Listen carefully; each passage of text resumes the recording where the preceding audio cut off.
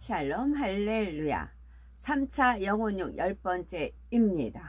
육을 벗어버리기 위한 구체적인 방법에 대해서 살펴봅니다. 처음 창조되었을 때의 아담과 하와는 육이 전혀 없는 영에 속한 존재였지요. 그런데 뱀의 미혹을 받아들여 불순종이라는 죄를 범함으로 육의 사람으로 변질되었습니다. 이때부터 하나님과의 교통이 끊어져 원수마귀 사단이 사람을 주관해 나가면서 그 마음에 육의 것들을 심어 주었지요. 미움, 시기, 혈기, 욕심, 교만, 간음 등 이런 육의 것들, 즉 죄성을 심어 준 것입니다. 사람의 죄성은 자녀와 후손들에게 물려지지요. 부모의 체질과 성격, 모든 기질은 하나님께서 주신 생명의 시인 정자와 난자 속에 담겨져 자손 대대로 이어집니다. 그러니 아담의 모든 후손은 태어날 때부터 죄성을 물려받은 죄인들이며 이를 원죄라고 하지요. 사람은 원죄의 죄성을 갖고 태어날 뿐 아니라 스스로도 수많은 육의 것을 마음에 받아들이고 심어 나갑니다. 마치 자석이 쇠를 빨아들이는 것처럼 육의 사람은 육의 것들을 필요로 하게 되고 육의 것들이 달게 여겨짐으로 자꾸 취해 나가지요. 그러니 더 육으로 비진리의 사람으로 물들어가는 것입니다. 어린 아이들도 자라면서 하나씩 육을 받아들이는 것을 볼 수가 있지요. 처음에는 남을 때리지 않던 아이가 남들이 하는 것을 보고 따라서 다른 아이를 한 번, 두 번 때리다 보면 때리는 속성이 자기 안에 죄성으로 자리 잡게 됩니다. 또 욕하지 않던 아이가 남이 하는 것을 따라해 보니 재미있게 느껴지고 그래서 반복하다 보면 욕하는 습관이 들게 되지요. 이렇게 더러운 죄악들을 보고 듣고 행하며 자기 안에 받아들이니 그러한 죄성이 자기 것으로 자리 잡아 버리는 것입니다. 육에 속한 사람들은 더러운 죄를 마음에 담고 행함으로 범죄하며 살아가면서도 자신이 죄인인지를 깨닫지 못하고 죄가 더럽고 추하다고 느끼지도 못합니다. 죄악 가운데 이미 물들어 버렸기 때문이고 더러움에 익숙해져 버렸기 때문이지요. 그러나 하나님의 말씀에 비추어 보면 무엇이 죄인지, 죄가 얼마나 더러운 것인지 명백하게 드러납니다. 히브리서 4장 12, 13절에 하나님의 말씀은 살았고 운동력이 있어 좌우의 날서 어떤 검보다도 예리하여 혼과 영과 및 관절과 골수를 찔러 쪼개기까지 하며 또 마음의 생각과 뜻을 감찰하나니 지으신 것이 하나라도 그 앞에 나타나지 않음이 없고 오직 만물이 우리를 상관하시는 자의 눈앞에 벌거벗은 것 같이 드러나느니라 했습니다. 방안이 아무리 더러워도 캄캄하고 어두울 때는 더러운 줄 모르지만 빛이 비추이면 더러움이 낱낱이 드러납니다. 이처럼 하나님의 말씀으로 빛이 비추이면 사람의 비진리와 죄악이 낱낱이 발견되고 깨달아지는 것이지요. 죄에 물든 사람이 죄에서 떠나 성결되고 영의 사람이 되기 위해서는 가장 먼저 안목의 정욕을 차단합니다. 그 비진리의 것들을 보지도 않고 듣지도 않으며 더 이상 마음에 받아들이지 말라는 것이지요. 안목의 정욕을 차단하지 않으면 여전히 육의 것을 보고 듣고 받아들이게 되니 아무리 육을 벗어야지, 죄를 버려야지 라고 해도 마음대로 되지를 않는 것입니다. 그러니 먼저 안목의 정욕을 차단하고 그 다음에는 육체의 일들, 곧 행함으로 범죄하던 것들을 끊어버려야 하는 것이지요. 도적질하던 사람은 도적질을 하지 않아야 할 것이고 거짓말하던 사람은 거짓말을 버려야 합니다. 남을 욕하고 때리던 사람도 그렇지 않은 사람으로 변하면 되지요. 그런데 하나님께서 자녀들에게 원하시는 것은 행위적인 죄만 버리는 것이 아니라 마음속에 있는 죄도 버리는 것입니다. 요한일서 3장 15절에 그 형제를 미워하는 자마다 살인하는 자니 살인하는 자마다 영생이 그 속에 거하지 아니하는 것을 너희가 아는 바라 한 것처럼 행함으로 미움이 드러나지 않았다 해도 상대를 미워하고 있다면 하나님께서 보실 때는 이 또한 악한 것입니다. 육체의 일을 행하여 범죄하면 원수 마귀가 각종 재앙으로 시험 환난을 가져다 줍니다. 현저하게 명백한 악을 행하여 스스로 어둠에 속한 것이 되므로 원수 마귀가 송사할 때 하나님께서 지켜주실 수가 없는 것이지요. 그런데 육신의 일이 남아 있을 때는 육체의 일처럼 시험 환난으로 재앙이 오는 것은 아니지만 그 마음의 죄성까지도 버릴 수 있도록 하나님께서 연단을 허락하시는 것을 보게 됩니다. 어떤 사람이 우리를 미워함으로 경우에 맞지 않는 무례한 행동을 하고 공공연하게 무시하는 등 심히 괴롭힌다고 합시다. 이에 자존심이 상하고 상대가 이해가 되지가 않으며 그로 인해서 속상할 일이 계속 생기는 것입니다. 그런데 만약에 미움도 혈기도 없고 원수까지 품어버리며 상대의 유익을 구할 수 있다면 이런 일이 생기지도 않습니다.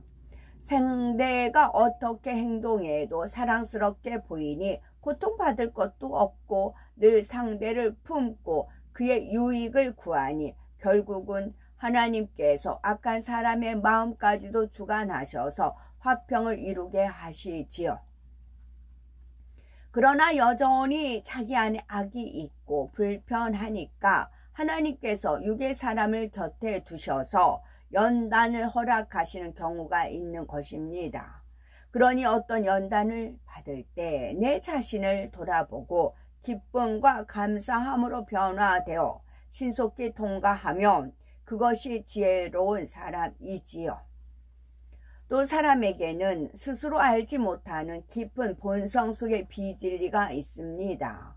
행함으로나 생각으로나 범죄하지 않고 선을 쫓아 사는 사람이라 해도 깊은 중심 속에 숨어있는 죄성까지는 스스로 발견하여 버릴 수가 없습니다.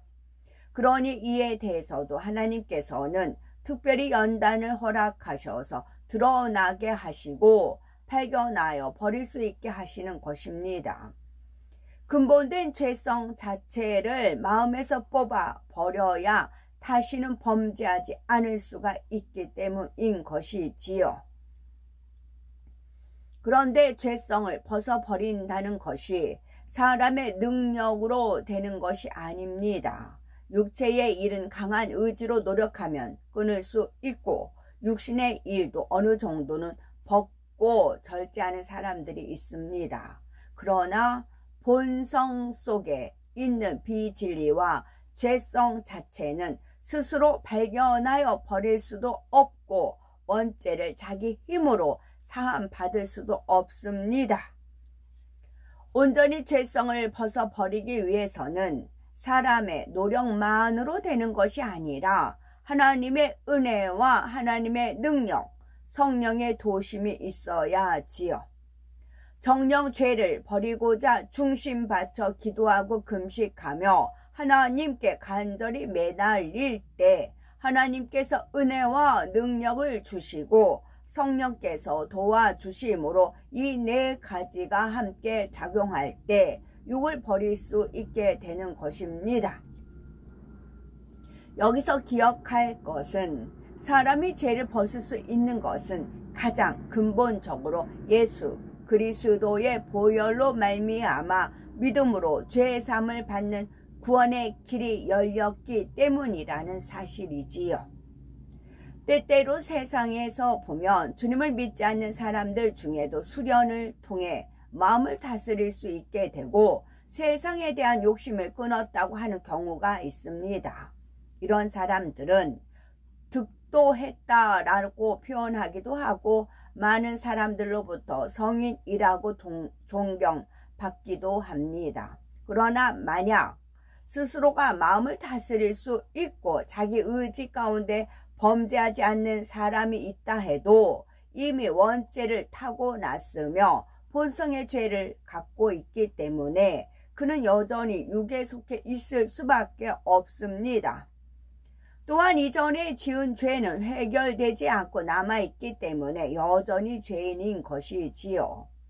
그러나 주님을 믿는 사람들은 그 믿음으로 의롭다 하심을 받고 원죄는 물론 모든 자범죄를 사함받습니다. 또한 죄를 사함받은 사람의 마음이라야 거룩하신 성령께서 거하실 수가 있고 하나하나 죄를 버리며 마침내 성결되기까지 도와주실 수가 있지요. 그러면 좀 더 구체적으로 우리가 노력할 때 어떻게 하나님의 은혜와 능력, 성령의 도우심을 받는지 알아봅니다. 만약 우리에게 성령의 9가지 열매 설교 중에서 화평에 대한 말씀을 들었다고 합시다. 이를 놓고 하나님 앞에 하나하나 기도해 나가면 성령께서 내 자신을 발견할 수 있도록 깨우쳐 주십니다. 어느 때 누구와 화평을 쫓지 못했던 것이 생각나게 하고 기억나게 되고 그것이 내 자신의 어떤 마음인지를 알려주시지요. 나에게 이런 교만이 있었구나. 내 악과 자기의 가운데 형제를 힘들게 했구나. 나는 상대가 악하고 믿음이 없는 것이라 생각했는데 사실은 내 자신이 이렇게 들리는 마음이었구나. 이렇게 섬세하게 발견하게 해주시는 것입니다. 그 악이 너무나 싫고 부끄러워서 당장이라도 버리고 싶은 마음이 간절해지지요. 이처럼 성령께서 도와주셔서 내 자신을 깨닫고 회개하면 그것이 바로 하나님의 은혜가 임한 것입니다. 그 깨달은 내용들을 가지고 이제 능력을 구합니다. 간절한 만큼 작정해서 기도하기도 하고 처리하고 금식하며 매달리기도 하지요. 그렇게 중심으로 간구하며 노력할 때 위로부터 하나님의 능력이 임하여 마음이 변화됩니다. 전에는 자기의 가운데 상대에게 상처 줄 말을 했을 상황이 됐어도 이번에는 성령께서 그러지 마라 라고 깨우쳐 주심으로 다시 한번 생각하게 되고 상대에게 은혜와 덕이 되는 표현으로 말하게 됩니다. 전에는 욱하고 혈기가 바래질 상황이라도 이제는 얼른 이러면 악한 것이지 하고 스스로 마음을 지킬 수 있게 되지요. 이런 식으로 한 달 전과 오늘이 달라지고 앞으로 한 달이 달라지면 또 다른 모습으로 갈수록 화평의 열매가 아름답게 맺혀가는 것입니다. 마침내는 그런 순간적인 동요도 없이 항상 화평을 이룰 수가 있게 되지요. 이렇게 화평의 열매가 맺히고 나면 혹여 내 자기 유익에 맞지 않고 자신의 주장이 받아들여지지 않는다 해도 화평할 수 있다는 자체로 너무나 행복하고 즐겁습니다. 다른 죄악들도 마찬가지지요.